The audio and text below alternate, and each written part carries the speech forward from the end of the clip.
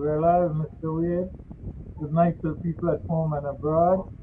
Welcome to this, our 213th episode of Belizean Affair. Sitting with me virtually as my co-host is Mr. Roody Wade and Mr. Leonard Brackett. My name, Mr. Gregory Brackett, the chairman for tonight. Take it away, Mr. Wade. Thank you, Mr. Chairman. It's always a pleasure to sit in your company, and hopefully that you have a good show lined up for the Belizean people, both at home and abroad tonight. Like you says, welcome to our 213th edition of Belizean Affairs. And a little slight change. I will do a reading first, and Leonard Good evening, will sir. I was do a just checking prayer in with you after. because I had to send the second reading. I So was a little let's. bit late, no? I But will. we're on now already. So Yes, if you I will come on with the start. I second reading, will you should come directly to the show, no? do a reading, Mr. Chairman, from Samuel, Okay, so thank you very much. I'm sorry for the inconvenience created. God bless you. Bye bye. chapter 16, 1 to 10. It reads, The Lord said to Samuel, How long will you grieve over Saul, since I have rejected him from being king over Israel? Fill your horn with oil and go. I will send you to Jesse the Bethlehemite, for I have provided for myself a king among his sons. And Samuel said, How can I go? If Saul's hears it, he will kill me. And the Lord said, Take a heifer with you and say, I have come to sacrifice to the Lord. And invite Jesse to the sacrifice, and I will show you what you shall do. And you shall anoint for me him who I declare to you. Samuel did what the Lord commanded and came to Bethlehem. The elders of the city came to meet him, trembling, and said, Do you come peaceable? And he said, Peaceable. I have come to sacrifice to the Lord. Consecrate yourself and come with me to the sacrifice. And he consecrated Jesse and his son and invited them to the sacrifice.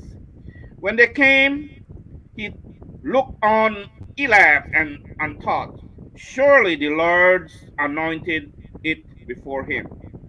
But the Lord said to Samuel, Do not look at his appearance, or on his height, or his stature, because I have rejected him. For the Lord sees not as man sees. Man looks on the outward appearance, but the Lord look on the heart. Amen. Then Jesse called Anibab and made him pass before Samuel. And he said, Neither has the Lord chosen this one. Then Jesse made Shammah pass by. And he said, Neither has the Lord chosen this one. And Jesse made 7 of his sons pass before Samuel. And Samuel said to Jesse, The Lord has not chosen these. Then Samuel said to Jesse, Are all your sons here? And he said, There remain yet the youngest. But behold, he is keeping the sheep. And Samuel said to Jesse, Send and get him, for we will not sit down till he comes here. And he sent and brought him in. Now, now he was ruddy and had beautiful eyes and was handsome. And the Lord said, Arise, anoint him, for this is he. Amen. That's My reading from Samuel chapter 16, 1 to 10. Back to you, Mr. Chairman. Thank you, Mr. Wade. Good night to you, Mr. Morrison. Good evening. Good And evening. welcome.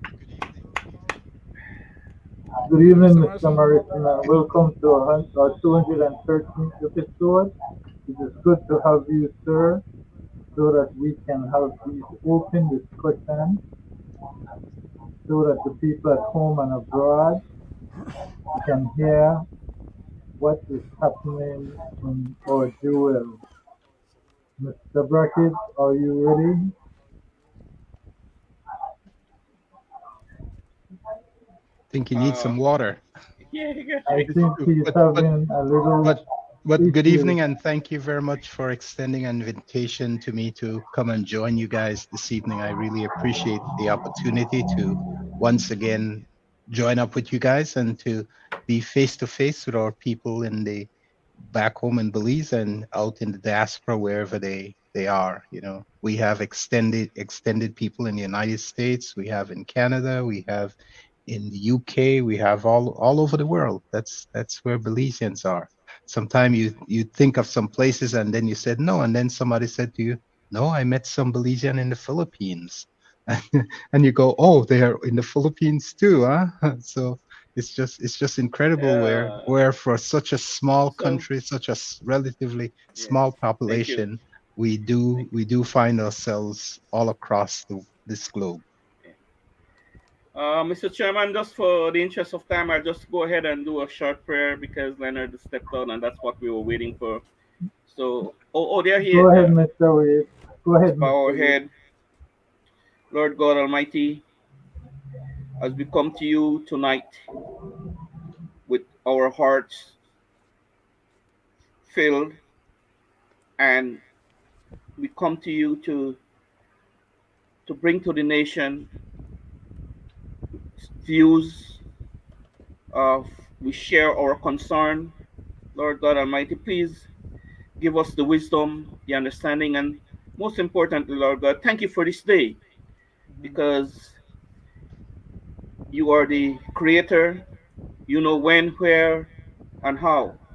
Lord God Almighty, thank you so much for all the mercy that you have shown to our nation, Belize. And Lord God Almighty, continue to show that mercy because we are still a God fearing country. Please bless us, Lord God, here tonight. Give us the wisdom, the strength, the courage to do right, to say right. In Jesus' Amen. name, amen. Back to you, Thank you, Mr. Chairman. Mr. Wade. Again, I welcome you guys as my host virtually. And tonight, we expect to have a good show. And I want to kick Amen. this off by going back to the Prime Minister's speech, the State of the Nation. Controversy. I'm happy to report that the state of the nation is stronger, more hopeful, and more confident than at any time in our 43 years. To prove that, the Prime Minister points to sustained strong economic growth. Gross domestic production.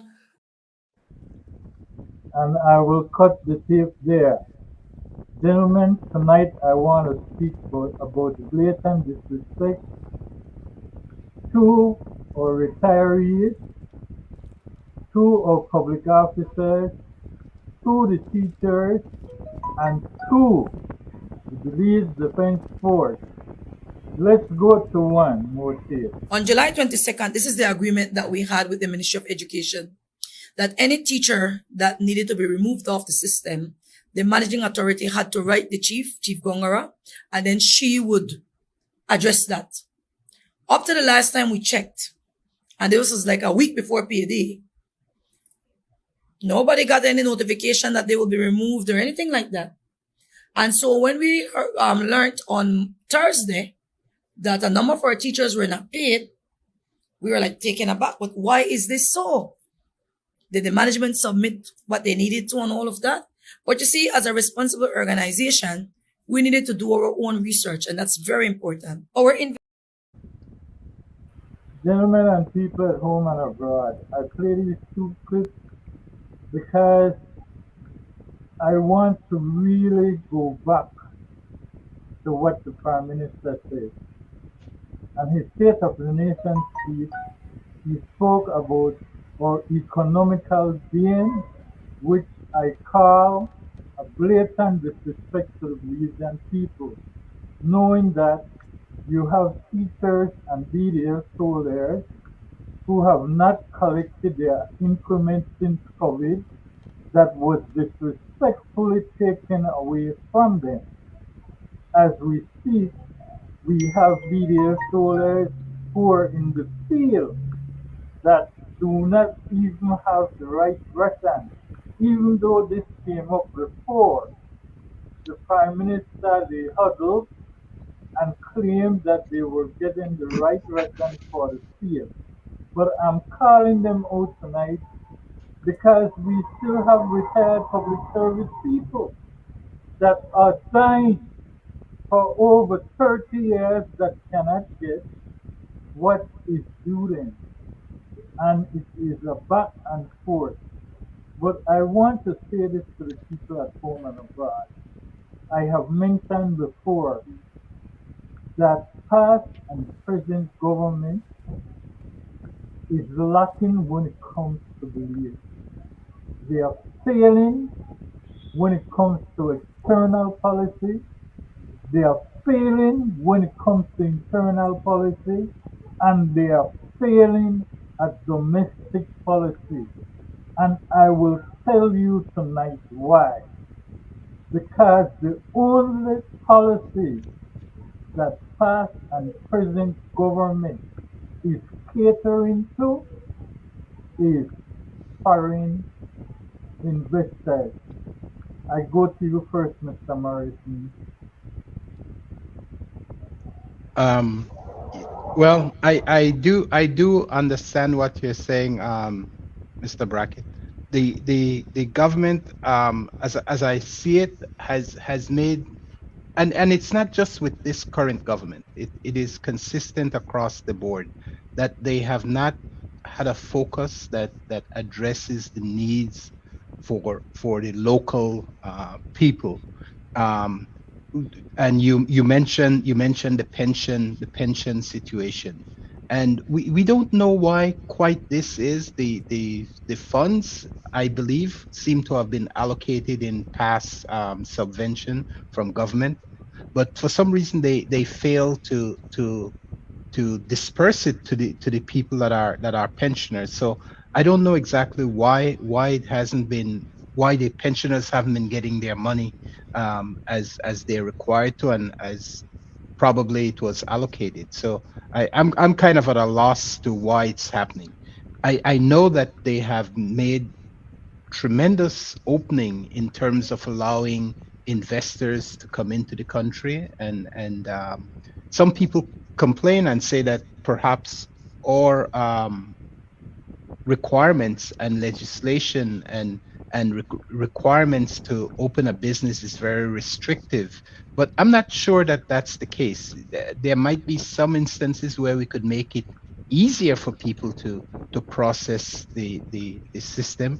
I know, for example, the banking, to try and get a banking account set up, it could take, well, like 3 months. But I don't know if that is so much the preview of the government legislation that's in place, other than what the financial disclosures are. And I think it's just the banks themselves are stumbling over themselves to try and make some of these accommodations. So I'm at a loss for it, and maybe someone else can give a little bit more insight on it than I can.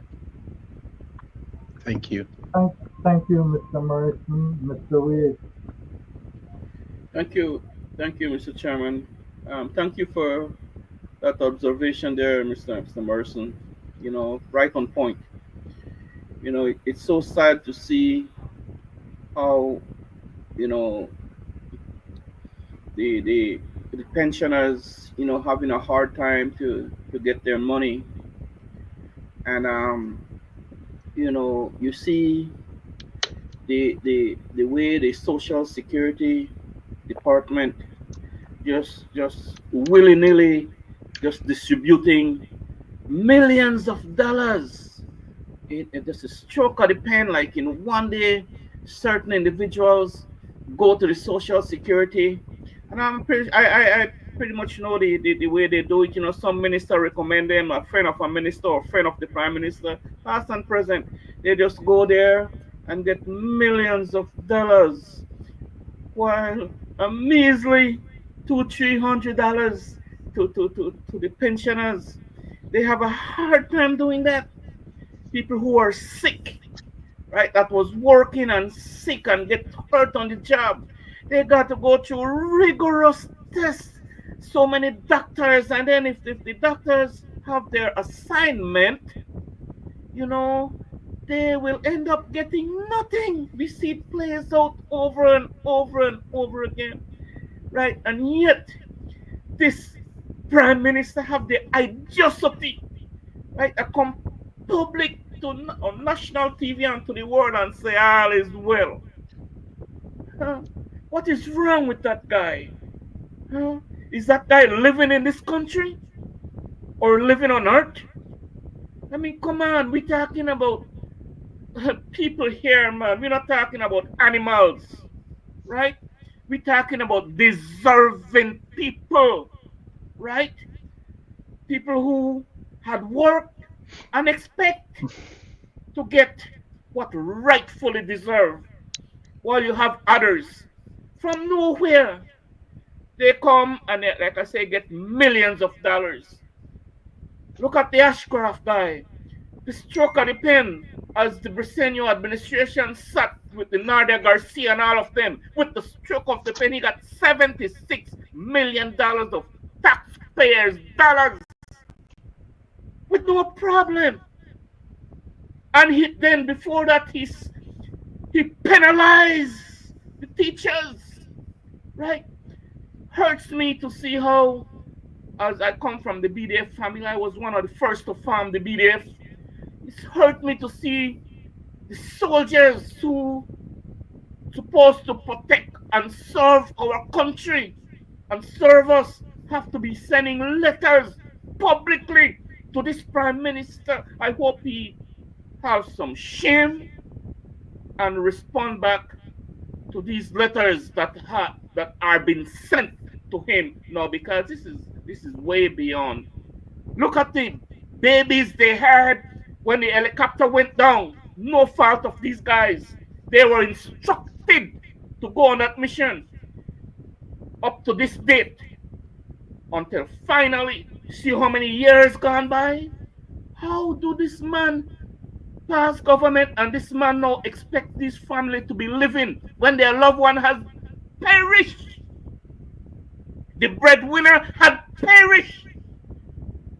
How the hell this man expect this baby to get milk, pampers, when their father perished?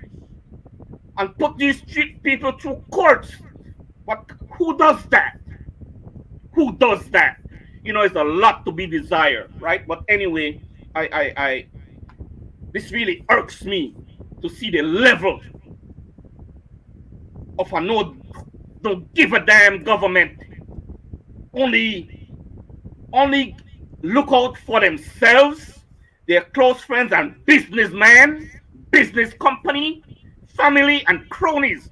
They are the only ones that they look out for after the poor people give them that okay to sit in that seat.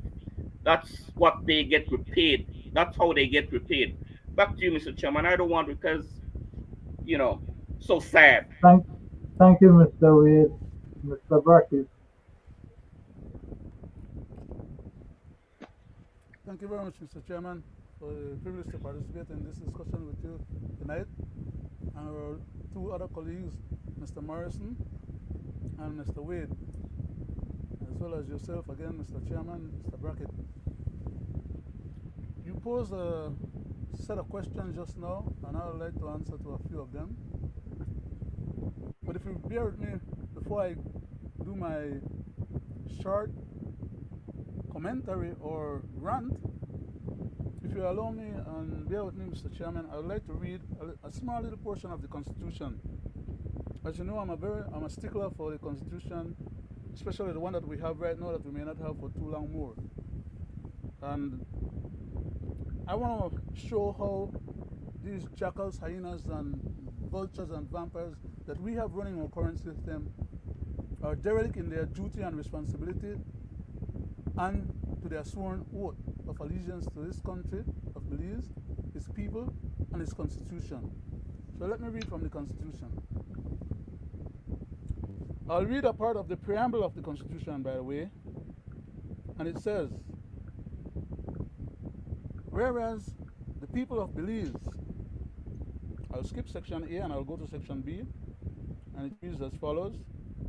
The people of Belize respect the principle of social justice and therefore believe, I think something has gone awry, Mr. Chairman. Yeah, okay, we're back. I don't know what triggered that just now, but I would like to read again, like I said. It says, whereas the people of Belize, in the preamble states in section B of the preamble, and reads as follows, respect the principles of social justice and therefore believes that the operation of the economic system of the country must result in the material resources of the community being so divided or distributed as to such serve the common good, that there should be adequate means of livelihood for all, that labor should not be exploited or forced by economic necessity to operate in inhumane conditions, but that there should be opportunity for advancement on the basis of recognition of merit, ability, and integrity, that equal protection should be given to children regardless of their social status, and that a just system should be ensured by the government, of course, to provide for education and health on the basis of equality. And I will not read the rest, section C, D, E, F, of the preamble. But going back to your original question, one of them, you ask, how is it and why is it that the government is not paying the employees of the civil service? I'm generalizing in my commentary because you posed the question in specifics as regards to what Mr. Wade touched on when he mentioned about the police officers, the BDF, the teachers, and others that we have been discussing on this particular platform before. And I would venture to tell you and the rest of the public something that I had said before on this platform, which is to say, to the answer of the question that you posed, I would say that the reason why some of those teachers are being picked out and allowed to fall victim to the situation where they can't get their money to pay their bills and take care of their daily necessities, and it all goes back to who kicked the last UP government out of power. It was with the help of the teachers and the rest of the civil servants that they got kicked out of power. And they came back into governorship with a vengeance. The first thing they did, as soon as they got elected, they put some nefarious people in cabinet and in other locations that within 2 days of them making those proposals, some of their own followers and supporters were against them and rallying to have them change those people. And the Prime Minister himself came out and said, no, he did not put Neda Garcia back in the cabinet or in any other position, and he disclaimed some of the other names that people were complaining about as well. Only to find out about a week thereafter, they were CEOs in major ministries, and the end result is that the Prime Minister went after those civil servants and demanded that they give up 10% of their salary at the time, which they had been going through COVID and other stress situation, helping their family and other people. The teachers were actually buying school supplies for a lot of their students. With that 10% cut, they could not afford that anymore. So we had suffering because of the COVID, we had suffering because of the economic situation, and we had man-made suffering because of this dastardly act on behalf of the government. Soon after we found out that the money that they were holding back from the teachers, they were accumulating those sums of money to pay off Mr. Ashcroft, according to what the Prime Minister said in his own words when he came to the House of Representatives. All outstanding, I'm putting my fingers in quotation now when I'm making this gesture, right? All outstanding accounts. And I went on to explain what all those accounts were partially. To deal with the Ashcroft payoff so that he would not take them to court and them having the court matters in public and the government having egg on his face. They went to our treasury, suborned our treasury under their control, and allowed this man to get over $400 million. That $400 million plus dollars, in addition to other monies since then, and monies before then, up to $1 billion, could have served our country well. Those police officers should not have to be waiting for their salary. The retired officers should not, or retirees from our public service shouldn't have to be waiting for their salary. The teachers should not have been docked their 10%. That money was available to take care of our country's affairs, not to suborn and pay off nobody so that you don't look embarrassed or get taken to court and what you're doing gets revealed. So, Mr. Chairman, that is only part of the answer to the question you posed. Why is it that these people are not getting paid? Because the money was allocated and it went in the wrong direction eventually. I go back to say that that was not the only scenario. There are people who are not getting their pantry.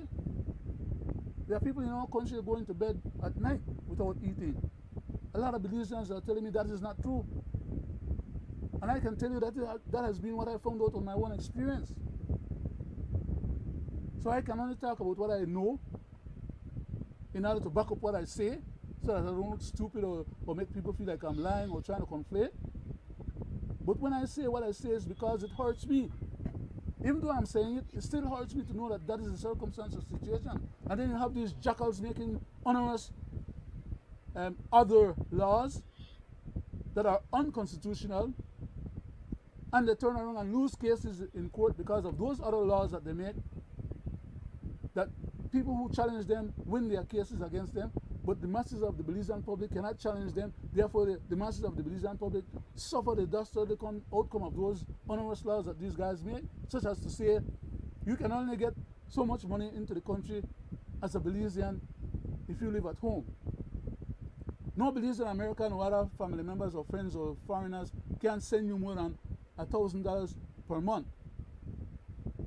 So if you want to get $1,000 per month to live off of, what quarters can you live in that will allow you to be able to pay rent, buy food, buy clothes, do all the different things that you need to do for yourself, if you're a man, for your wife, or if you're a woman, for yourself as a woman and your husband, if your husband don't have a job, because not everybody that believes have a job, and your kids, if you have 1 or 2 or 3 or 4, or, you know, the bottom line is that the Constitution says that the government should not get into any personal issues that relates to a person's employment situation, whether or not he earns a living, how he earns that living, how to decide whether or not that person acquire material means by which to subsist, what salary he gets. The government have to know your bank account, your paycheck. They have to know all these different things that the Constitution says they're not supposed to be bothering with. that Godfrey won the case against them, but they're pretending that the Constitution doesn't exist. So therefore, even though they lost the case based on their super majority that they put together other substantive laws that were bogus and anti-constitutional, they have a super majority, and they put that stuff together for Mr. Mai to go and challenge the corporations then, and we lost the case. But the average Belizean can't fight their own government and can't win a case against their own government because they don't have the money to pay lawyers to start with. And even if they win it at the first level, they will still take them to an appeal, and the government can carry on these things over. But the bottom line, I'm saying, I am the victim of that same kind of scenario that I described a little earlier, where you can only get so much money if you're in the country. I came to the country to deal with some matters. You can only bring in so much. Otherwise, if you bring in more than a certain amount, you have to declare it, and you have to declare what you're going to use it for. How the hell anybody going to know what they're going to use their money for when they're just coming into the country? And in my case, I have a foundation, and I have a lot of people that I'm stretching my hands out to, that I have to be able to have the funds in order to fund those activities. These jackals are squeezing the Belizean people in such a way to the point where I have money sent to the country for me to be able to gain access to do what I need to be doing on behalf of some of my other Belizean brothers and sisters and cousins and uncles and other relatives and friends. And I can't touch the damn money, and the money was sent back from Belize to the States, and there are people here suffering, and I couldn't make use of that, get that money to make use of it in order to help these people, as I normally would do. So now, I'm here needing to pay the government some money for taxes, and they won't let me get the money for taxes because I didn't have an updated copy of a receipt to show what I was going to use the money for. What the hell is wrong with these idiots in our government? Don't they know that the Constitution says that the government should have no right or exercise no policies of state, and that only with the consent of the individual should a person's rights be violated unless that person commits a crime? So they are now trying to write these bogus laws to classify people as scofflaw and lawbreakers, so that then they can say, well, because you broke that law, you're not entitled to have your rights respected. We have a bunch of jackals, hyenas, and vultures running around raping and scraping our country to their heart content, making laws to exonerate and exempt themselves from taxes that they're supposed to be paying so that the rest of us and the rest of the country can benefit. They don't want to pay no taxes for their cattle ranching operation, so they send the damn cattle across the border. For a long time now they've been doing it, and they declare that it has been happening, and they were some of the ones that were participating in this process. Now they are exempting themselves from being prosecuted for not paying their taxes, but the Belizean people have to sit down and suck their finger. I yield back for right now, Mr. Chairman. I have a lot more to say about this issue because it's current and it pisses me off. Okay? Thank you, Mr. Brackett. But I would like to You're welcome, sir. further it from that. I believe the reason why retirees and people cannot be paid by this government is because the government has no intention of doing that. They are always using a red tape to get around it. And we have seen this time after time after time. Because, as Mr. Ashcroft said, it's always about pension fund for the boys. And I can prove it to you. History has repeated itself when it comes to the People's United Party. Whenever they get into power in government and governance of the country, the first thing comes to mind is privatization. And when they are through, they left the taxpayers with a deficit that is beyond recognition. As we can see right now, we will be in a deficit of maybe 3 times the superbond that was made by this same present government. And I will prove to you tonight, because here in Belizean affair, we show Until, and tell what is happening in our country. and And Mr. guess Chairman, what? Mr. Chairman, we also show how they tell on each other. That is correct also. But I will show you privatization at its best. Mr. Faber in the House, take this to the Prime Minister. I challenge you, Prime Minister, to tell the Belizean people today, without flinching, you bring back that teleprompter, you make them focus on your face, and you look the Belizean people in their eyes and tell them that you will not sell out the port of Belize to private interests. In fact, you could take a page out of Manuel Esquivel's book and you introduce a golden share and you ensure that it remains under the control of the people of Belize. If you do that, sir, then I will salute you. People at home and abroad, and gentlemen sitting with me virtually. If you recall what Mr. Faber said, why take back the port of Belize and you say it's for the people? And you paid so much money for it, only to want to turn around and do this. And so it's unlikely police will charge anyone. MSC is known as one of the biggest cruise lines in the world, but it's also the Mediterranean shipping company. And today, appearing on one of the morning shows, the Prime Minister said that MSC wants to buy the Stake Bank cruise terminal. In fact, he suggested that's one of the main reasons government compulsorily acquired it, to clear out what he characterized as a messy dispute between owner Mike Feinstein and financier OPSA. The Prime Minister said, quote, "We have MSC, one of the largest cruise lines, and also they do containers. They move the largest company to move containers around the world. They have over 200,000 people working. They're saying, well, no, we'd be interested, but we don't want to get into this mess. The only way we'd be interested if this mess is settled and we buy them over. So that the only way we can do this is by compulsory acquiring land. MSC, well, we're hoping now MSC has come to Belize and met with them here. Albino and 2 other persons, the top people from MSC, and said they're excited. They came for the first time to Belize and they flew by helicopter and look at, the blue hole, the reef, the country.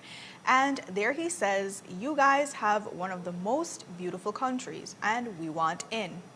We spoke to them about the port of Belize and they say, well, we prepare to do this and also import and consider investing in the container portion of the port. So exciting things. I will stop the tape right there, gentlemen. These people always tell on themselves. And here we find the Prime Minister making a constitutional move as far as compulsory acquisition of private property that is unconstitutional for a private entity. And again, going further than that, to want to go back to privatization with the port. Mr. Morrison, I go to you first.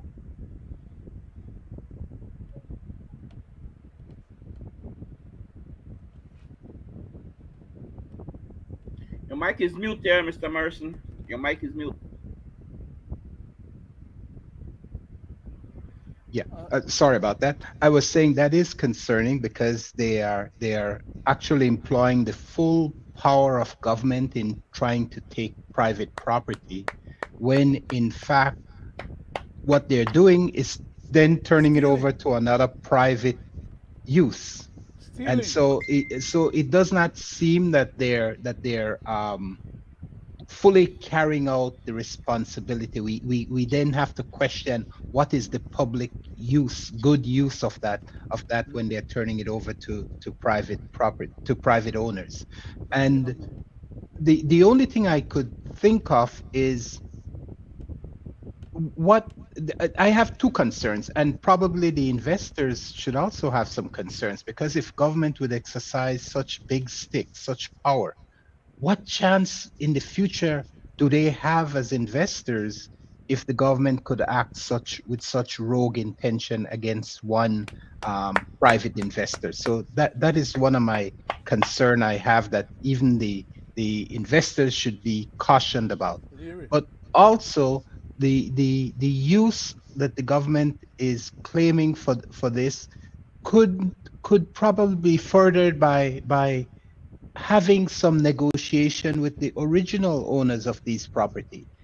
Let the own. I'm sure it means nothing to the current owner if his money is tied up in it and lost. So why can't they have a proper negotiation and fairness agreement between the current ownership and and the um and the investors, and let it play out in that manner? Let the market deals with it, rather than government stepping in heavy-handedly to Mr. kind of throw Morrison, things in one way. Mr. Morrison, if I may, we have a government, I believe, who is using executive power to do legalized blackmail.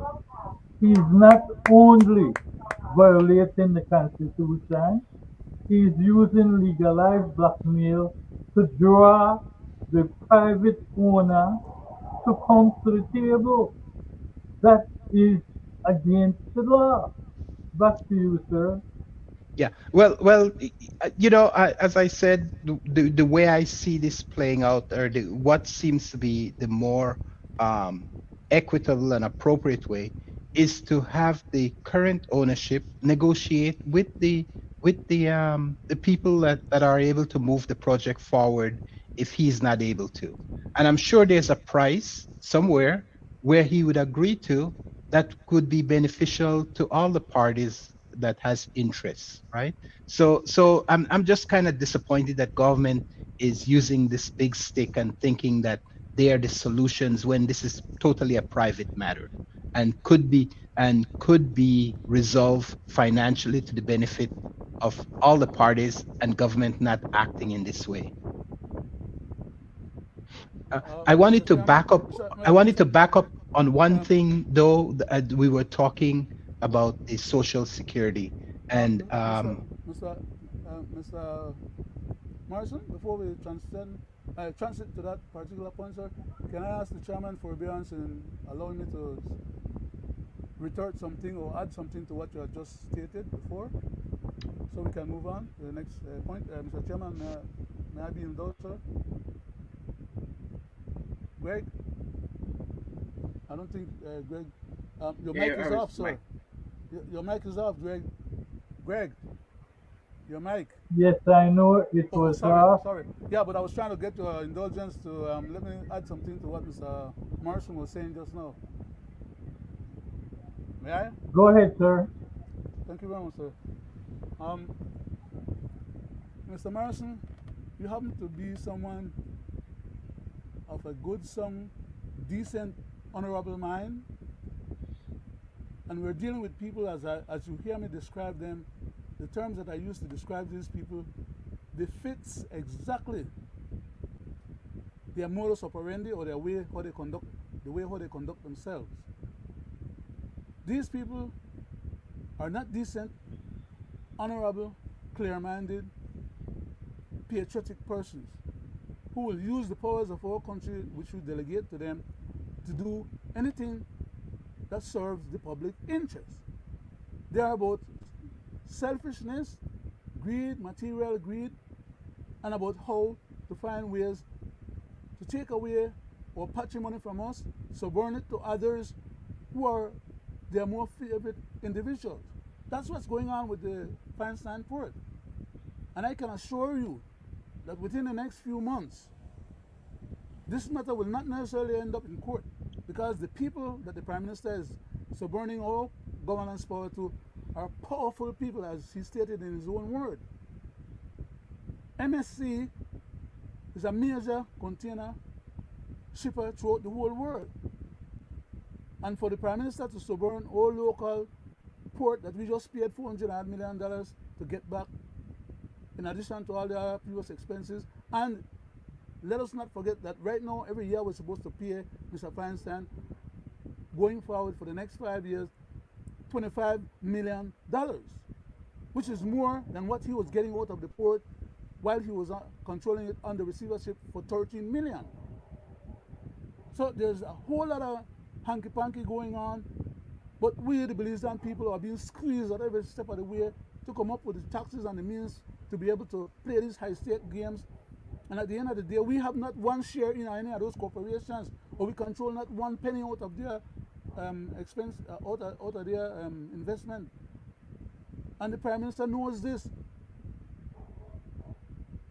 My problem is that we, the Belizean people, are being taken for fools. We know that something isn't right, but we are so jaded to the point where we rather deal with the devil that we have and that we know than to deal with any other devil that we don't know. So we allow these guys to hijinks us, chance us, and then we still turn around and pretend that, okay, well, what you did the last time wasn't bad enough. Come back and do as much as you think you could do now. And the possibility exists that they can get another term to do a little bit more, because every time they come into governance power, they do a little worse than they did with the term before. I yield back, Mr. Chairman. Thank you very much, sir. Thank you, Mr. Brackett. But just to piggyback on what Mr. Morrison was speaking about, Mr. Morrison, Yes. private commercial space is not a public use. Again, I will repeat it. Private commercial space is not a public use. So a compulsory takeover is not for public use.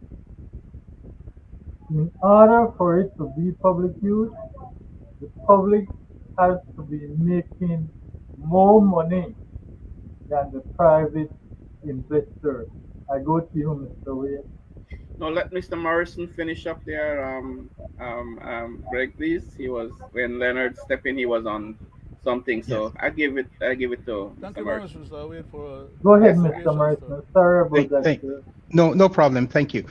I just wanted to point out that it has been brought to my attention that what we have in the Social Security and pension scheme is that we have, I think someone had said, probably like 20,000 pensioners getting probably, I think 5,000 pensioners getting probably like $500,000 in pension, while we have probably about 200 former officials that have served in public offices getting like $2.5 million. So it tells you that I'm not quite sure, but it's somewhere around those proportion that was mentioned to me. So it tells me that there's a gross disproportionate balance of how this money, within our Social Security is being dispersed to the general public. The politicians and their cronies and those serving in as CEOs and those positions in the past that are receiving tremendous bulk of the money. And a civil servant have to serve, I think, 27 years to qualify for pension, while a politician, a politician just serves a couple of terms and they qualify for this pension. I think 5 years, Mr. Morrison. 5 years. 5 years. Okay, I think a couple of terms. Okay, one term. So it tells us that there's something very wrong with the system that the way it's structured, that takes away money from those that really needs it most. So we do need to look at how we can reform that Seriously, that's all. system. I will I will Mr. answer Chairman, that for you, Mr. Mr. Chairman, Morrison. before you give the answer, may Go I make ahead, a sir. statement? One statement. Not only does the Social Security collect funds on behalf of all these employees and money from their employers, they work diligently and very hard to marginalize those potential claimants to be able to justifiably have their claims honored so that they can have all this extra millions of dollars to lend to private corporate entities. That's it. So they are fleecing the employees them and the employees' funds to put into private endeavors who make the money. Like for example, that building I wanted to build behind the complex there the other day, they want to lend a private group this money to build the property, to rent it to government, so that they will get all this, the private people will end up owning all the riches and the sweets out of that deal.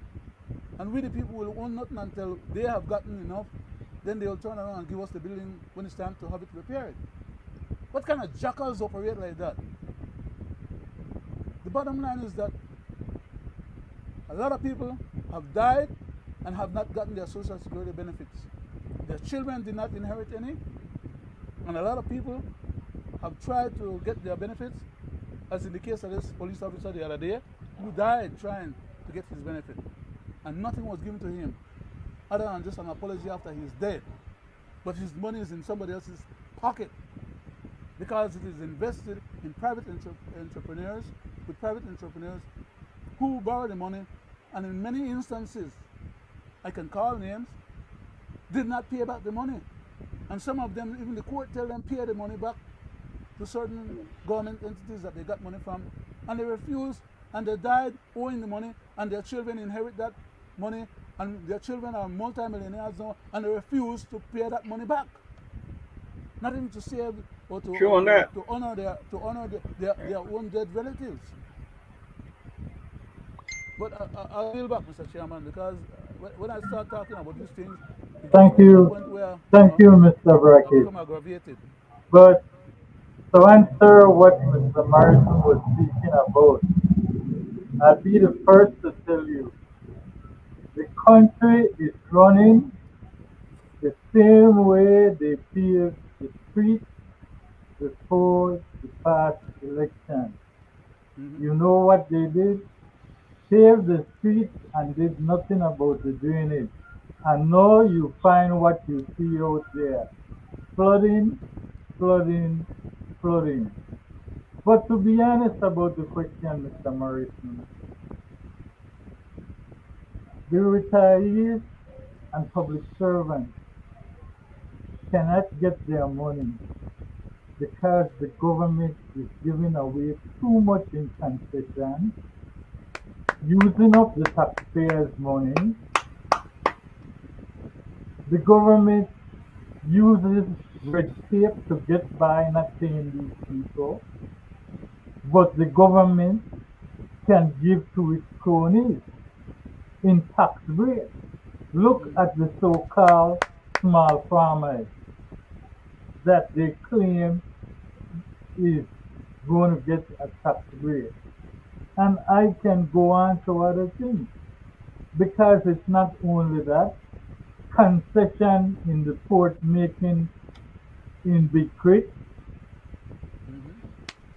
and others. There are many more that is going on. We have seen all the times when the government went to the House, and I think we have a deficit of nearly $2 billion now, and you hear it will go in education, in roads and other things, which is a farce, because Mr. Chairman, you have, the number, yes sir, the number is $1.82 billion, thank which you is very sir, much close to $2 billion.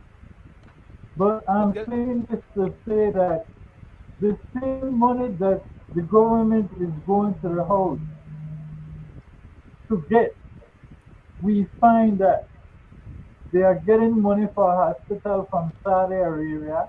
Now they are getting from Taiwan.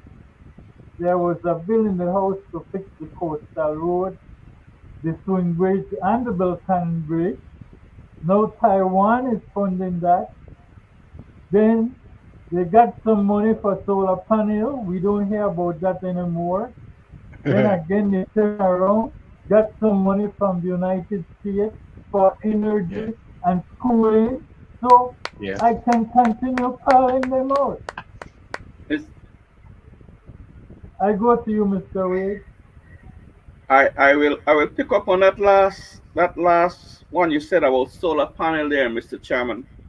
And we know the saga about the lobbying from outside entity and the amount of money that they got for electrification, right? And the saga that went on with it, with all the power blackouts, bands, and the power, he got money for 60 kilowatts that he said 60, needed, 60 when in fact megawatts it wasn't that. He got other money from, he got about five different sources. amount of money from different sources to Mm-hmm. to um to do the to fix the electrification problem, right? The blackouts. And the Now I just Mexicans will offer spill a little extra beans help. here right now tonight, and I will not spill much of it. The PSU, that's the Public Utility Commission, right? Um, and who sits on this board? Who sits on this board, right? They will grant Belcogen license to generate, to help out, From the bagas, right? from the cane bagas. Now, you mentioned, Mr. Chairman, what happened to all those money? That's a dead, that's swept under the rug, right? For the same situation here, that they will grant a license now to a different. And who is this entity? Who is Belcogen? My people asked to know, area representative, who is Belcogen? And you know what? And this is something that just generating, right? And you know who gonna end up paying? The money is not gonna come from all those money Briseño got me, a year ago, to fix the same very problem that they are giving a license now to a different entity. I don't know if you guys follow what I'm saying, right? To put us over a barrel, because that entity will So dictate they're to the saying PUC how much they want in profits for their they're saying my people, guys, they're saying Belcogen will tie in with the electricity company here to get the amount of power we need. Simple, right? Simple as that, in right? addition to the barge And from the barge and who being is full, going to right? pay that bill? That's the $1 million question. And watch it in the days to come. That fool will come to the nation and say, you know what, taxpayers now will have to pay a penny, like he always does. Mm-hmm. Man, people are tired of that crap, man. And I wish other stations and other entity that could spill this kind of beans to the world and to the Belizean people the right way as to who these people are, right? And what is their priority? Not the people, not the poor people, not the nation. The big hustle. No fool. I mean, any fool could know what their priority is, right? But yet, look out for this guy. This senior guy will come back again, like here. And you know what? Big news flash. You'll have Love FM there and all it, and they will not ask this man no question. Why? Mhm. Right? Why? That's the $1 million question. Why? They don't hold these crooks accountable, right? Yeah, And I the, say to one day, Mr. Wade, the answer to the why is because their economic ventures that feed at the trough of the public trough, So and the guys, government facilitate them. exactly. I'll say this to say that I don't know no bright mind. I have talent. Either the one when he say when either one of them. I don't got no kind of talent, none at all. Right? But any fool could see the ills of this government and past government. Plain as black and white. Right? So, Mr. Chairman, thank you for bringing up, and I just spill a little beans here because this is yet to come. Right? And I like I say, we same right here on this through our Belizean Affairs show. We'll show this man saying again, Belizean now we have to pay a penny. The taxpayers now we have to pay a penny on this deal. Right? Mark my word. Back to you, Mr. Chairman. Mr. Wade, let me take you back a little. Not too long And for the ago, record, when let me finish here, Mr. Chairman, right? Let me finish, close this up. And for the record, I am not afraid to call them out for their ills. I will continue to do that. And like Mr. Courtney said, they know what to do. Like he said to Jules, well, the senators, the Senate committee know what to do when he walked out. So I say this the same way. Don't like what I said or I'm saying, you know what to do. Right? thank you, Mr. Wade.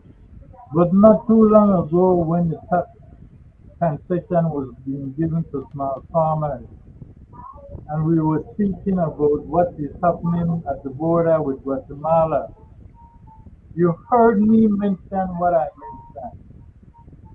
The government is the one who is to pass the laws and get to Guatemala so that the Belizean consolidated fund can grow through the collection of taxes. They are the one who is supposed to do that. Little after I said that, what happened? The main commodity, as in fuel, the guy was caught illegally bringing it in, and now they gave him a permit. So it's not like Bunch of we're not jackals. saying Bunch of what is jackals. happening before it happens. We have always been doing that. And as I said, Sad. these are the things that we, the Belizean people, Need to pay must attention. make sure, because there's no respect for And the Mr. Constitution. Chairman, just as you permit me, that same tax break that he says for small farmers, we talk about this. We talk about who, Leonard and Greg, remember, we talk about who Yes, sir. are the ones that will get that tax break. But here you have this evil guy will use the small farmers so that In the he is in it legislation, too. He and Mr. Mai and the there are Mennonite, there are three of the men Brisenio, that run Mr. president. Mai, and the Mennonite guy, and I said where he live at in Spanish Lookout. Call him out. They are the one guys that are going to get the tax break. Right, guys? Right? And I don't got no talent, but I have the balls enough to tell them that. Thank you, Mr. Back to you, Reed. Mr. Chairman. Gentlemen, and people at home and abroad, I want to switch here because I want to go back in time to the PPP Commission. We have spoken about the government trying to take this country to a republic. We have highlighted, we have shown and tell the people, try to educate the people, mostly on Fridays, about what is happening with the commission, who said that they were only to come out and teach the public about the Constitution. And now we Educating the public, find yeah. that they will not come back, as they have mentioned, to ask you what you want to take out of the Constitution. And I have highlighted more than once that it took the Bahamas 8 years to complete their constitution, and it is still not fully completed. And everything that they did was to help the people. But here I find that the sole reason for the government wanting to rewrite the Belizean constitution, which, let me remind you people at home and abroad, is working very well, because we have section 32219, which is our fundamental right that is protected by the Referendum Act and the basic structure, along with section 20, where when they violate your rights, you can seek judicial review.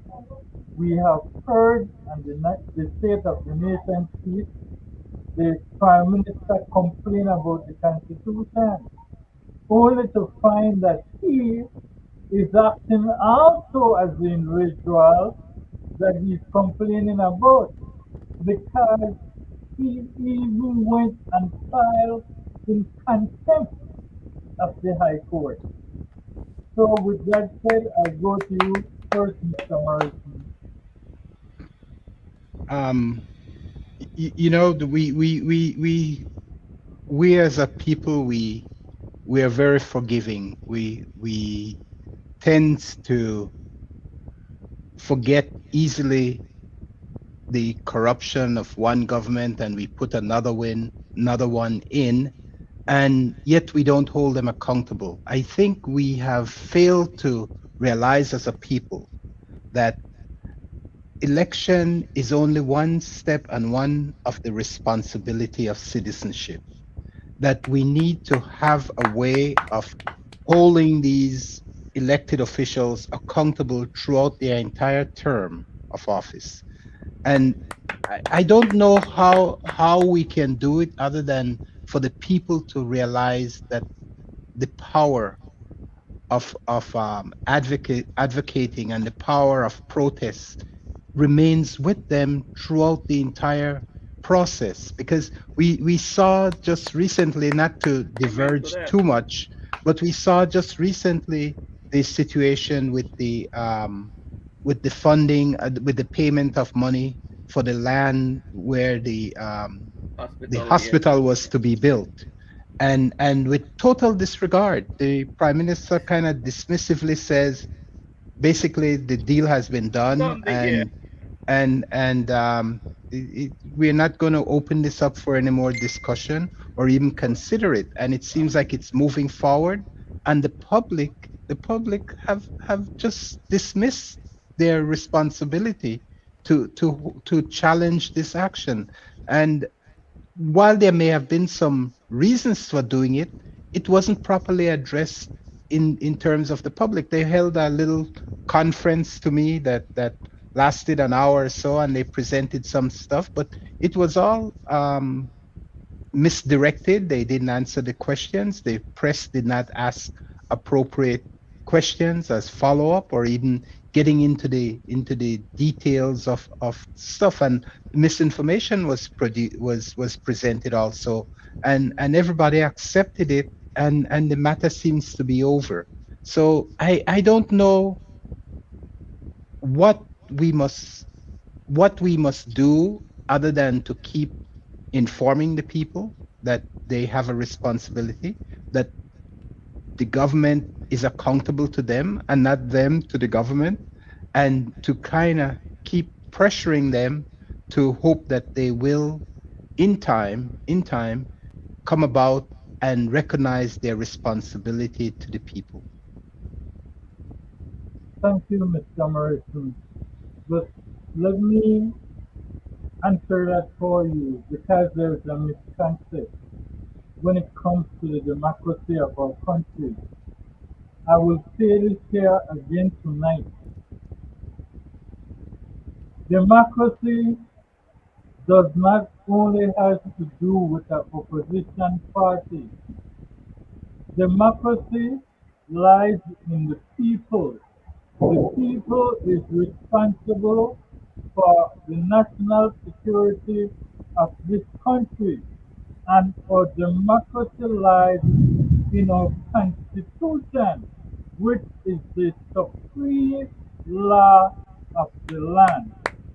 We, the people of Belize, without an opposition party, can recall the DG, we can recall the Prime Minister if we want, using a simple referendum or any minister for a vote of no confidence. So make no mistake that our democracy is alive and should be living well within our constitution. Go ahead, Mr. Brackett. And that can be triggered with a 20% vote in any of these categories that you just described. For the Belizean people that are interested in learning and knowing and understanding these mechanisms, to hopefully at some point use them as a bullwhip against some of these rogue operators.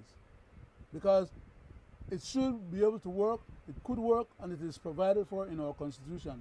But I want to go to a different point, Mr. Chairman, if you may permit me, sir. And that is the point where these guys are running roughshod over our Constitution, pretending that it doesn't exist or that it's not, is of no consequence to them, because they believe that they have what is called a super legislator. And that super legislator allows them to have the impression that they can just about pass any law or change any law that they so choose to do, when in fact there are parts of the Constitution that they cannot even touch, which is why the Prime Minister has just apparently come around to understanding that and is complaining about it. That is that the separation of powers doctrine very much is one of the legs on which our Constitution stands, which these jackals would like to kick out that leg from under the Separation of Powers Act, because the separation of powers does not allow the government to make any laws that can dispense with the Supreme Court right under first rights to interpret the laws of the country and to decide what is constitutional or not. The legislator wants to assume that posture of deciding that any law that they make, whether or not it is constitutional or not, by virtue of trying to exercise the prerogatives that they think they have, that was ruled by high courts in the past at the highest level of our court system, which then made it a stare decisis ruling. That the legislator is not a power unto themselves that can haul and pull our Constitution and destroy our Constitution and write out of existence some portions of the Constitution as they would like to do. So all these things bother them, blocks them in their path, and they're frustrated, and for that now they want to eviscerate the whole damn Constitution and create a new one to their own heart content. They cannot deal with the separation of powers adequately because they are nefarious. They cannot deal with the issues of the fundamental rights of people, because they have no good faith and true interest in the well-being of the people. And I mean, I'll leave some more of that commentary for Friday nights during the Constitutional Hour, because we get into it quite a bit, and I don't want to bog down the present show and with it. Thank you very much, sir. Yes, thank you, Mr. Chairman. And I think we are just about, so this should be my closing, right, Mr. Chairman, or we'll come back around? I think we might get a little extra 5 or 10 minutes at the end Okay. time, so because in the interest of fairness to all of us on the panel, these are substantive subjects, and the public should not be shortchanged. So I think when we open up subjects like this, we need to be a bit more forbearing and allow for a little extra time. And I'm more than willing, in this instance, to grant the chairman the privilege to work beyond 10 minutes of our time. Mr. Chairman and guys, what I would say openly now, I would ask the the leaders of this nation to be a little more conscientious to our people, right? And stop doing what they're doing, because what they're doing is plain as daylight, Mr. Wade, right? Mr. Wade, 1 second, guys. I Uh-huh. will have to ask you to close out for me. I'm getting thunder showers and I'm losing my appeal. I'm getting Okay, some serious thunder showers. So I will okay, have to exit. okay. So So guys, I'm just do the experiencing the same closing thing, for but me. I'm gonna hang in Thank there you, as long as we could make it. thank Thank you, you, Mr. Mr. Mr. Chairman. Chairman. Thank you. Thank you, Greg. Go ahead, Mr. Wade. Um, You guys, could run. You could run the Mr. rest of the show for the Morrison, night, sir. yeah, Mr. Morrison and Leonard, right? This Yes. that I mentioned about the license that is going to grant to this new company Belcogen. Um, we will discuss some more on it, Leonard, right? Definitely, sir. But they're saying that if you have any problem or any question to what they're doing, we should get to them before 4 p.m. on Monday, December the 2nd, 2024. After that, it's a done deal. I just want to say that, right? So what that is telling you, Leonard, right? You know how these people operate. That deal is So already done, done on right? paper over. Yes, Yes, right. sir. So um, as to my knowledge, I haven't seen anything posted. I haven't heard any ad in terms of, inviting tenders to this particular, uh, um, um, proposal that they had. I didn't see any tender went out. They do it like how they usually do it, right, Leonard? And Privatize our national assets and our patrimony yes, to the well-being and benefits of those who can kick back something to them. yeah. So they go behind closed door and make all these deals, and when the poor people get to find out, they getting taxed to their yang, right? Because like I say, with this same deal, Leonard, right, and Mr. Morrison, you know that the people will be have to will be paying more electricity. They're gonna raise the rate, right? Hmm. Right. So it's a trigger down again to the poor people that we advocate for here on this Belizean Affairs show. Those are the people that we advocate for, right? No one else, right? So, That's correct. That's correct. like I say, you know, I call on these leaders that we have, please Get their act start to do together. right and stop doing the bastardization of our country and our constitution, because Amen. that's what you guys are doing to our constitution. Sadly, they already know that myself and other people who advocate can't carry them a court. No, we don't have the amount of money to fight them early, because they will turn around and use the same taxpayers' money to fight us in court, right? So they're already in tune with that. You see what they're doing to Mr. Paul Morgan and his group that taking them to court to do redistricting, something that they should have done On their 15, own. 20 years ago, right? And this group is trying to take them, it have to take them to court now and tell the court, you know what, this government here, defaulter, they do what is right by the constitution. They're not doing what is right to the people. See, 15 years gone and they need to do this. You know what the court did? The court struck them down and say, it's okay, right? Make the government play whatever play they want to play, and then now they already know that they have a winning, because who keep the fighting every step of the way. So they invite the very same people who that who they should have been protecting, right? And give equal representation, right? And they fight the very same poor people. Who does that? And Mr. with Wade, our very own taxpayers' money, who does that? Back to you there, Leonard. Right? thank you very much, You sir. want to No, say I wanted something? Go was ahead. to Then we go no, I to wanted Mr. to give Morrison. Mr.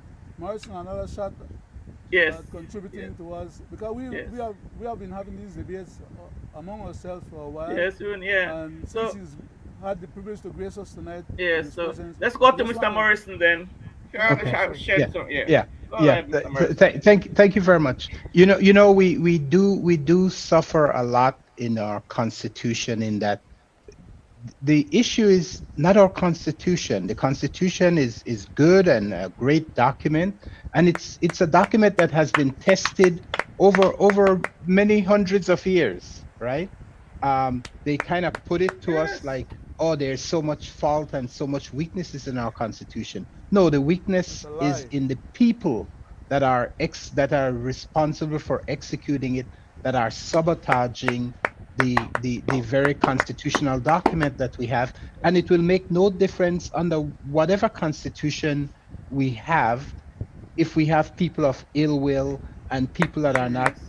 Exactly. willing to follow the rules that governs us. And so we need to be careful as we move into this constitutional reform what they come up with. It could be a weakening of many of the rights we have currently, and setting it more that those powerful people can do more of what they want, and giving us less rights and protection under the Constitution. A That is what's been constitutional happening, document is intended to protect the people from the government. Mr. Morrison. It's not designed to protect the government from the people. That's not the intent of a constitution. And what Mr. they Morrison, seem to be. Yes, sir. a quick commentary, sir. Just to add to your own expounding comment just now, is that is exactly what you're describing is what these guys are doing to us today. That's the exact results that we're having. And we Yeah. need to get beyond it, but we cannot do so without the acquiescence of the people. The people need to Yes. be first informed, become knowledgeable, and use the strength that they are empowered with for their own well-being. Because these jackals and hyenas are self-serving. Yes. They're going to eat and Yes. crush any bone that they could come across in their walk in this process. They're not looking out for the interests of nobody else but themselves, Yeah. which is the Yeah. unfortunate part. I'm sorry, yield back. Go ahead, Mr. No, Morrison. Go ahead. yeah. Go ahead. So I just wanted to just kind of conclude and saying that as citizens, we need to kind of recognize our role and responsibility, and be careful when they come to us with these constitutional reform measures, that we're not walking away with less than what we have. And so we in this Amen. whole process, we need to continue to remain vigilant, because they seem intent on what they're doing. And not only that, they have their hands in so many baskets, this government right now, and I'm hoping that They keep that whipsawing us. yes, I'm hoping that I'm a little troubled. I'll just hit a little bit on the opposition right now, because right now we talk about the people are the opposition, but we also need a credible opposition Political party entity. that sits in the House and address issues for us. And we are missing that at the moment, and we need to hold them accountable also to get their act in order, so that they can represent the people. Mr. Because Morrison, right now they're the being opposition paid. represents They are paid. Stop taking yeah money then if you don't want to do the yeah job. yeah Sit down home. yeah the opposition represents a good majority of the people of the country. I think it's somewhere around 45% of the people Yeah. are More. on this service of, well, I mean, based on Well, election no, values right but now. last election, a lot of them didn't come out to vote, so they Well, did yeah, not got yeah. represented in that number. Right. So they have a responsibility to the people, to make sure that the affairs of the people are dealt with properly, and they need to stop this little infighting in whatever it takes, and meet their obligation and responsibility as citizenship, and the responsibility to the Constitution and to the people of the country. And once we get that, then we'll be able to start looking at how we could deal with some of the issues that plagues us as a nation, and hold the government accountable, so that they're not just feeling that they have this supermajority plus a non-responsive opposition that just hitting and complaining about its other members. Mr. Morrison, Yes, sir. uh, uh, I like what you just said just now, and I wanted to contribute a little bit to it. Mr. Chairman, can I be indulged, Go sir? ahead. Thank you Go very much. ahead, Leonard. The opposition in the House currently comprised of a leader of the opposition that is not the leader of the party. And that leader of the opposition needs to understand that his responsibility is first to the party that he represents and that elected him, and that he is a subordinate officer of his party in virtue of being an accountable officer of his party to report and work with the opposition leader. Not the opposition leader, with the party leader. It is the party at its highest level of executive powers that decides what the party is supposed to be doing or working on or operating on, and the party leader is entrusted with that responsibility, and the executive body of the party is entrusted with that responsibility, and the members of Congress that represents that party in Congress have to abide by the constitution of that party. Well, Mr. Brackett, Mr. Brackett. No, let me just say this because I know where, Mr. But I didn't finish my thoughts, sir. I know you didn't. I know you didn't. I know you didn't. One of the things that I wanted to conclude on. Okay. Please allow me, and you'll see for yourself. Okay. The person that represents the parliamentarians on behalf of the UDP parliamentarians among themselves who choose the majority as leader of parliament, that is not the prerogative of the party as a whole. It is the prerogative of those who are elected.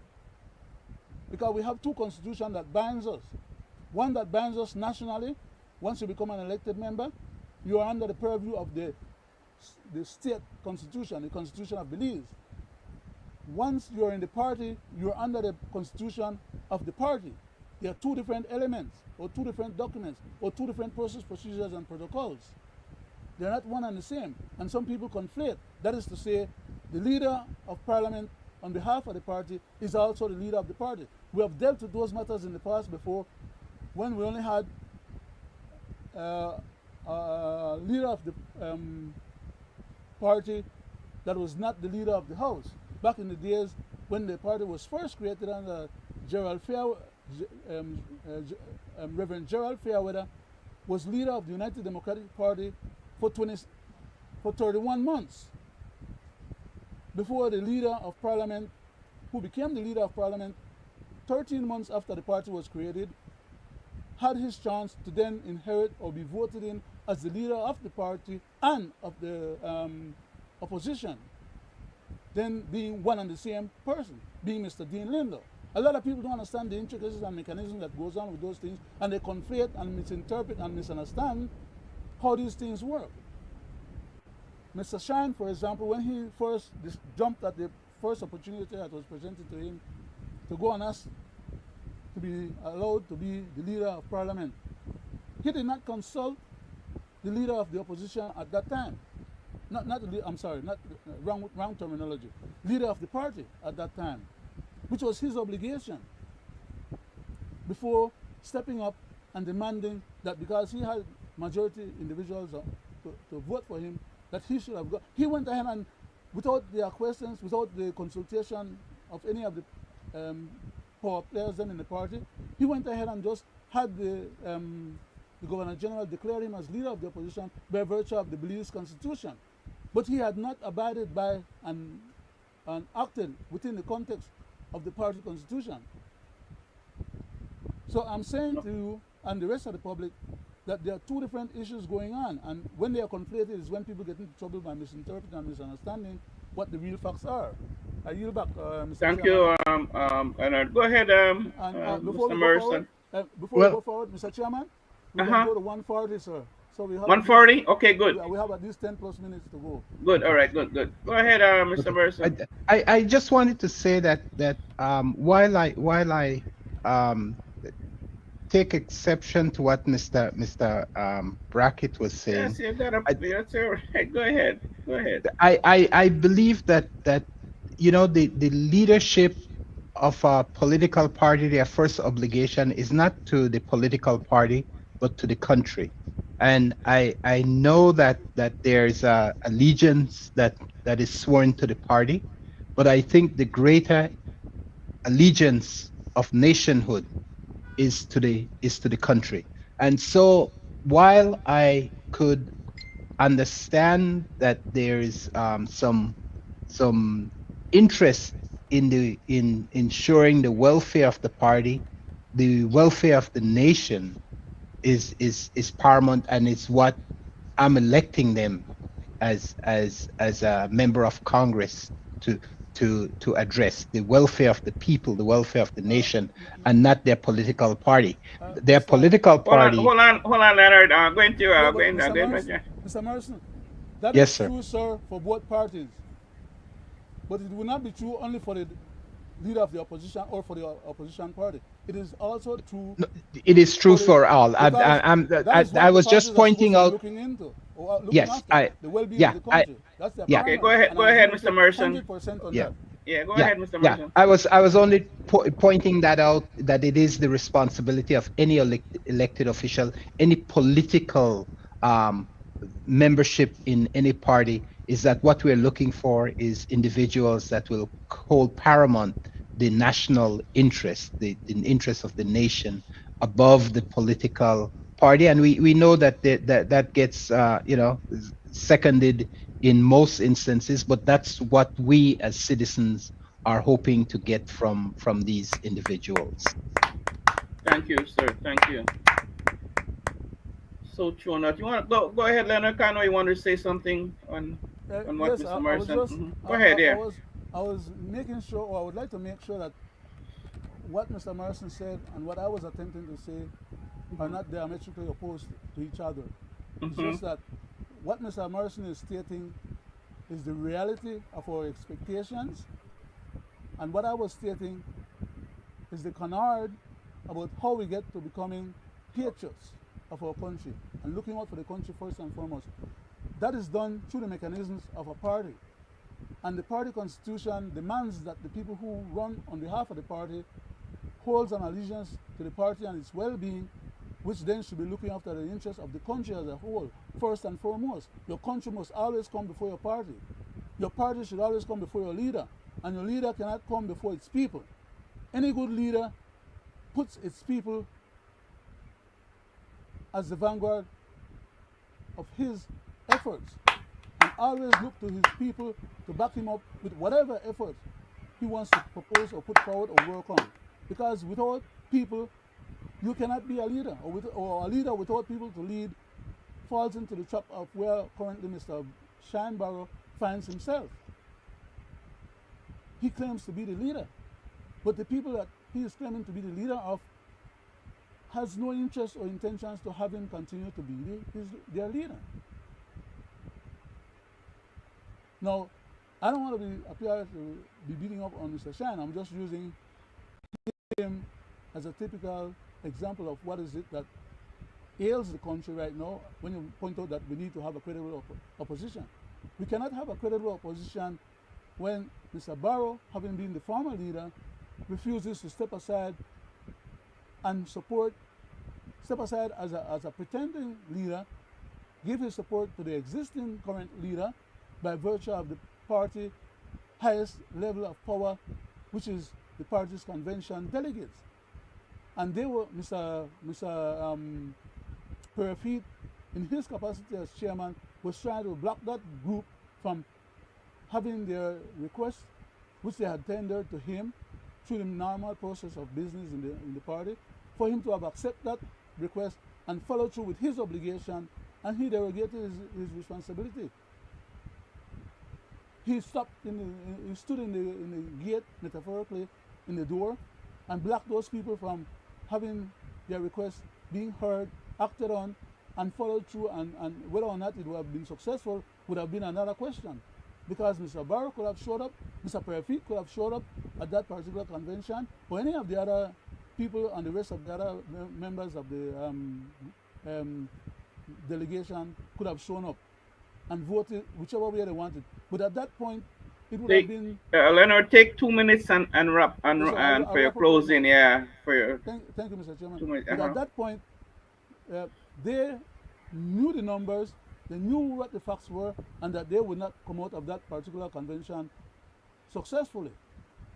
That convention, when it was held, would have decided according to what they had actually pursued, which was to change the leadership of the party. And Mr. Parafit was there in the doorway, refusing to have that convention come into motion and deciding that unless he authorizes that convention, it shouldn't and wouldn't happen. When in fact, the people that are members of that convention, Mr. Parafit is a subordinate servant too. And he was entrusted with that office to fulfill his obligation. So he could not be guarding that door on behalf of Mr. Barrow while at the same time fulfilling his obligation. And that's the reason why he was dismissed. But thank you. Yes. Thank you, Leonard. Well said. You know, Mr. Morrison, I give you 3 minutes. Oh, well, thank you. That's very generous of you, yes, Mr. Wade. Yes, Wade. give it 3 minutes. You know, I always enjoy coming on with you guys and talking a little bit about these vital and important issues that very healthy, that is part we of. We here on Belizean Affairs, we do everything healthy. Right, Leonard? Yes, healthy. Yes. Yeah.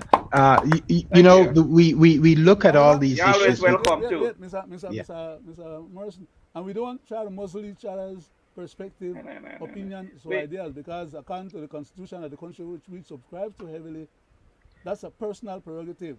Whether right, wrong, or indifferent, you're entitled to your opinion, ideas, or effort. Thank you, Leonard. Go ahead. Go ahead. And I will jump into Mr. Morrison. You're always welcome. Yes. Leonard always, you know, hit you up and thing, you know.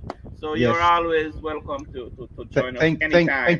Thank you very much. I think Leonard shared the same sentiments, right, Leonard?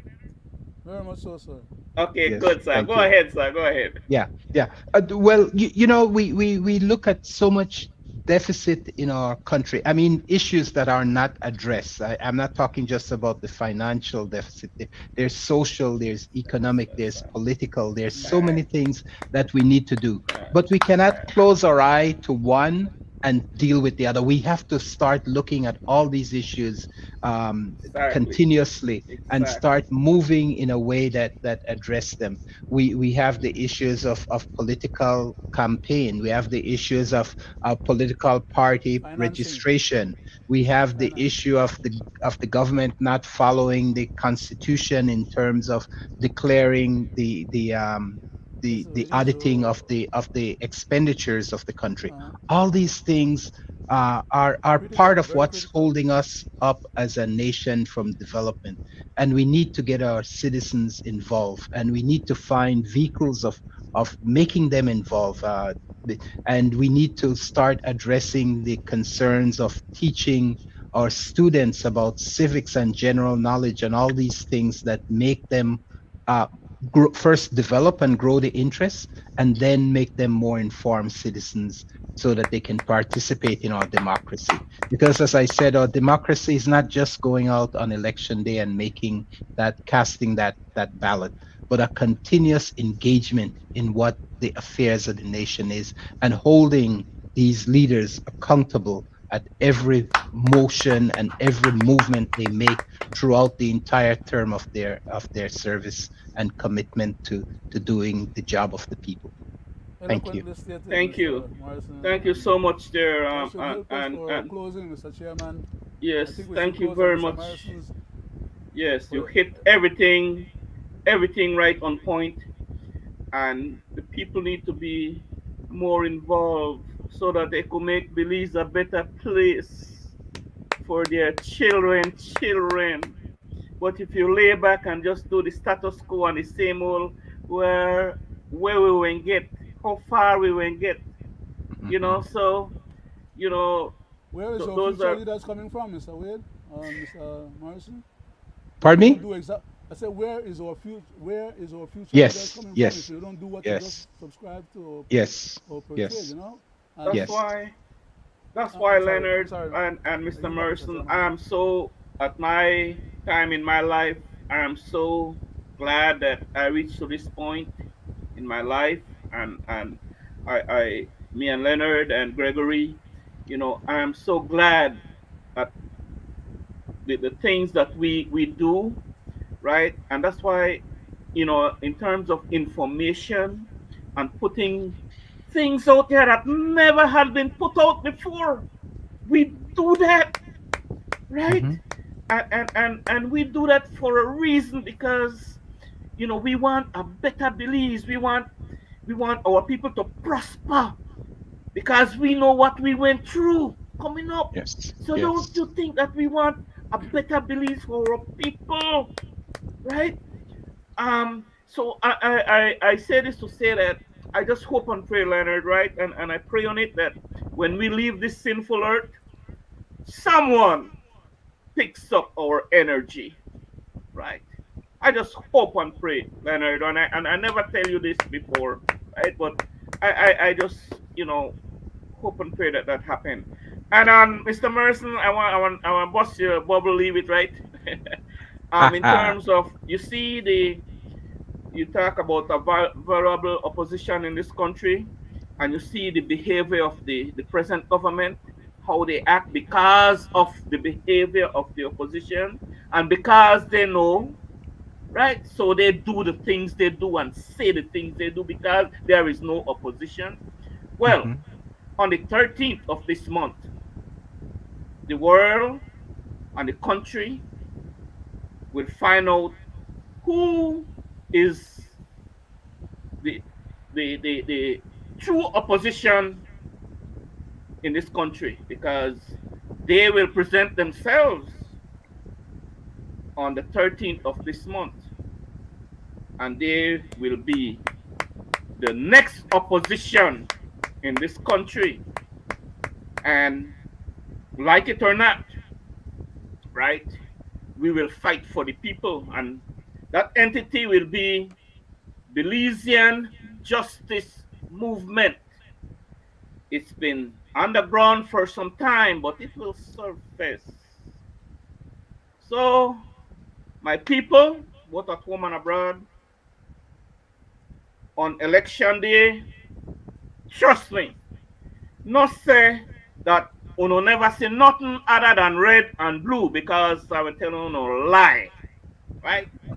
There will be something, and then if you disregard that other entity that you see there, that means you will still take your licking.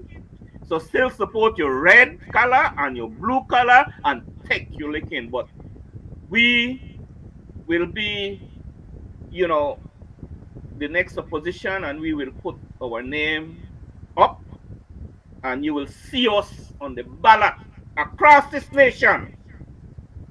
So if we don't want one change from where we see now or in the past, and we want one different energy, one different system, you will have it right in front of your eyes. Only you will have that power. I say this to the people. I just Only you wanted to will add, have that power to make that change. Right? Mr. Wade, I just wanted to add that tomorrow is the official election day in the United States. Oh And yes.